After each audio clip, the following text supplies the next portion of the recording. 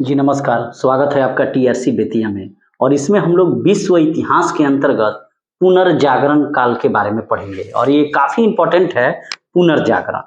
तो सबसे पहला प्रश्न आता है कि पुनर्जागरण का प्रारंभ कहाँ से होता है? तो पुनर्जागरण का प्रारंभ जो है वह इटली से होता है और इटली में भी फ्लोरेंस नगर से। काफी इम्पोर्टेंट प्रश्न है और बार बार परीक्षाओं में पूछा गया है। पुनर्जागरण का प्रारंभ इटली के फ्लोरेंस नगर से होता है। अब यहाँ पर प्रश्न आता है कि पुनर्जागरण का अग्रदूत किसे माना जाता है? तो पुनर्जागरण का अग्रदूत इटली के महान कवि थे दांते। उन्हीं दांते को पुनर्जागरण का अग्रदूत माना जाता है। और डिवाइन कॉमेडी की रचना किसने की? दांते के द्वारा की गई।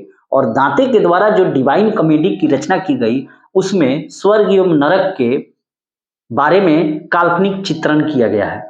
तो यहां से हम लोगों को तीन प्रश्न मिला कि पुनर्जागरण का प्रारंभ कहां से माना जाता है? फ्लोरेंस नगर से। फ्लोरेंस नगर है कहां? तो इटली में है। पुनर्जागरण का अग्रदूत किसे माना जाता है? तो इटली के ही एक महान कवि थे, उनका नाम था दांते और उनके द्वारा डिवाइन कॉमेडी की रचना की गई। और डिवाइन कॉमेडी की भाषा क्या है? तो इटली की सामान्य बोलचाल की भाषा टस्कन में उन्होंने डिवाइन कॉमेडी की रचना की। और डिवाइन कॉमेडी में किसकी चर्चा है? स्वर्ग एवं नरक के काल्पनिक चित्रण का चर्चा है। यहां तक क्लियर है। अब नेक्स्ट प्रश्न आता है कि दांते के बाद पुनर्जागरण को प्रश्रय देने वाला दूसरा महान व्यक्ति कौन था? तो उसका नाम था पेट्रॉक। काफी इंपॉर्टेंट प्रश्न है कि दांते के बाद पुनर्जागरण को प्रश्रय देने वाला दूसरा व्यक्ति कौन था? तो उसका नाम था पेट्रॉक। और पेट्रॉक से और कुछ प्रश्न पूछे जाते हैं, जैसे मानवतावाद का जनक किसे माना जाता है? पेट्रॉक को। बहुत इंपॉर्टेंट प्रश्न है, मानवतावाद का जनक किसे माना जाता है? पेट्रॉक को। और पेट्रॉक भी इटली का ही निवासी था। नेक्स्ट प्रश्न, इटालियन गद्य का जनक किसे माना जाता है? तो इटालियन गद्य का जनक जो है बोकाशियो को माना जाता है। और बोकाशियो की भी एक प्रमुख कृति है जिसका नाम है डेकामेरॉन। तो बार बार ये प्रश्न पूछा जाता है कि डेकामेरॉन किसकी रचना है? बोकाशियो की। और बोकाशियो कौन था? तो इटली का एक महान कहानीकार था। और इटालियन गद्य का जनक भी बोकाशियो को ही माना जाता है। नेक्स्ट प्रश्न, आधुनिक विश्व का प्रथम राजनीतिक चिंतक किसे माना जाता है? आधुनिक विश्व का प्रथम राजनीतिक चिंतक मैकियावेली को माना जाता है। और द प्रिंस एक महान पुस्तक है, उसकी रचना किसने की? तो मैकियावेली ने। तो यहां से दो प्रश्न मिले कि आधुनिक विश्व का प्रथम राजनीतिक चिंतक मैकियावेली को माना जाता है और मैकियावेली की प्रमुख रचना द प्रिंस है। ठीक है, जो एक राज्य का नवीन चित्रण प्रस्तुत करता है। और यही द प्रिंस की तुलना किससे की जाती है?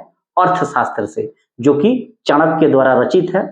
चाणक्य यानी कि विष्णुगुप्त कौटिल्य कह सकते हैं, जो चंद्रगुप्त मौर्य के प्रधानमंत्री एवं गुरु थे। और अर्थशास्त्र पुस्तक का भी संबंध राजनीति से है, जो 15 अधिकरणों एवं 180 प्रकरणों में विभाजित है। नेक्स्ट, पुनर्जागरण की भावना की पुनः अभिव्यक्ति इटली के 3 महान कलाकारों की कृतियों में मिलती है।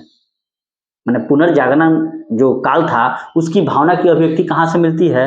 तो 3 वे कलाकार थे, जिसमें पहला नाम है लियोनार्डो दा विंची, दूसरा नाम है माइकल एंजेलो और तीसरा नाम है राफेल। ये तीनों काफी इंपॉर्टेंट है और इनसे भी बार बार प्रश्न पूछे जाते हैं, जैसे कि द लास्ट सपर के रचनाकार कौन थे? Leonardo da Vinci. मोनालिसा नामक रचना किसकी कृति है? तो ये लियोनार्डो दा विंची की है। तो दो प्रश्न हुआ, द लास्ट सपर और मोनालिसा किसकी रचना है? लियोनार्डो दा विंची की।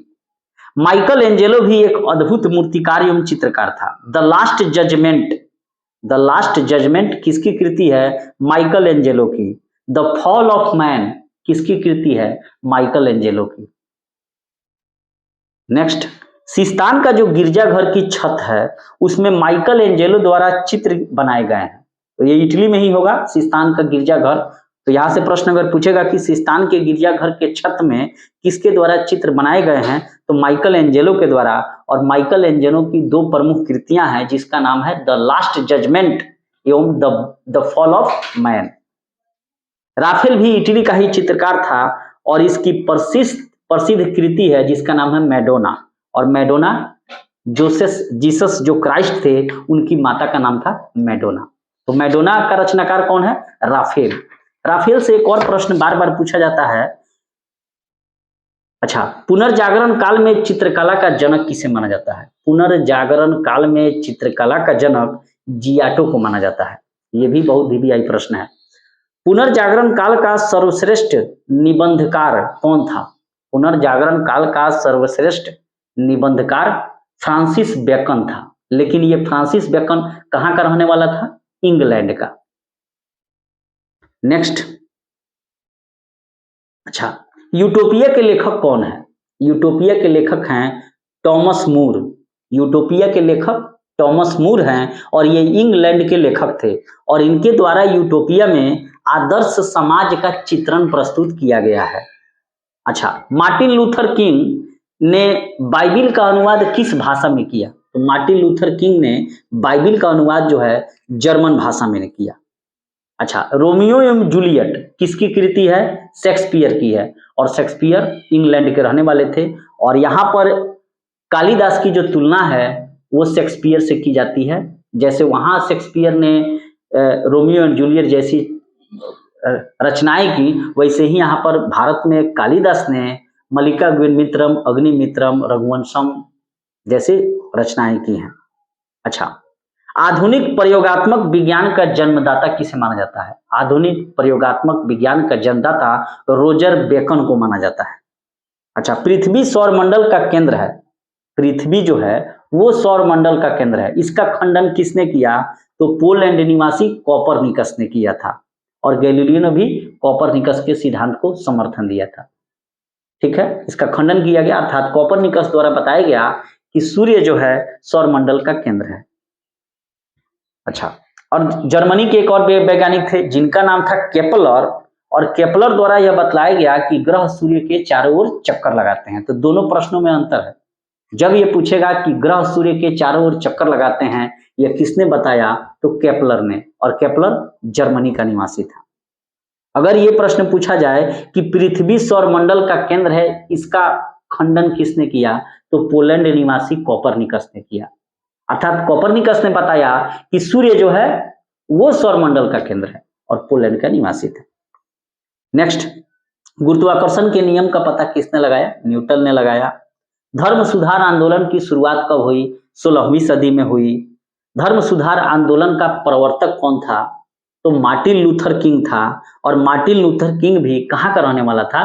तो जर्मनी का रहने वाला था, और मार्टिन लूथर किंग के द्वारा बाइबिल का अनुवाद जर्मन भाषा में किया गया। बहुत इंपॉर्टेंट प्रश्न है कि धर्म सुधार आंदोलन का प्रवर्तक कौन था? तो मार्टिन लूथर किंग था, जर्मनी का रहने वाला था, और इसने बाइबिल का जर्मन भाषा में अनुवाद किया। और धर्म सुधार आंदोलन की शुरुआत किस देश से हुई? तो इंग्लैंड से हुई, और औद्योगिक क्रांति की भी शुरुआत इंग्लैंड से ही मानी जाती है। अमेरिका की खोज किसने की? क्रिस्टोफर कोलंबस ने की 1492 में, और ये भी इटली का निवासी था। लेकिन अमेरिको वेस्पुची के नाम पर अमेरिका नाम पड़ा। हाँ देखिए, अमेरिको वेस्पुची भी इटली का निवासी था, और उसी के नाम पर अमेरिका पड़ा। प्रशांत महासागर का नामकरण किसने किया? मैगलन ने किया, क्योंकि मैगलन ने ही पूरे पृथ्वी का चक्कर लगा दिया था, और मैगलन जो है स्पेन का निवासी था। समुद्री मार्ग से संपूर्ण विश्व का चक्कर लगाने वाला विश्व का पहला व्यक्ति कौन था? तो मैगलन था, और मैगलन ने ही प्रशांत महासागर का नामकरण किया। मैगलन स्पेन का निवासी था। कुछ और प्रश्न है। हॉलैंड के इरास्मस ने अपनी पुस्तक द प्रेज ऑफ फॉली में व्यंग्यात्मक ढंग से पादरियों के अनैतिक जीवन एवं ईसाई धर्म की कुरीतियों पर प्रहार किया। तो यहां से ये प्रश्न पूछा जा सकता है, द प्रेज ऑफ फॉली किसकी रचना है? इरास्मस की रचना है, और ये इरास्मस कहाँ का रहने वाला था? तो हॉलैंड का। तो इस प्रकार जो है हमने विश्व इतिहास के अंतर्गत पुनर्जागरण के बारे में बहुत सारी चीजों को देखा। इसे आप लोग अगर सुनिएगा तो बहुत सारी चीजें आप लोगों को पहले से भी याद होगी, और दोहराव भी हो जाएगा। अब नेक्स्ट वीडियो में हम लोग पढ़ेंगे अमेरिका का स्वतंत्रता संग्राम। काफी इंपॉर्टेंट है सब ये चीजें। मिलते हैं एक नए वीडियो में, तब तक के लिए थैंक यू, धन्यवाद।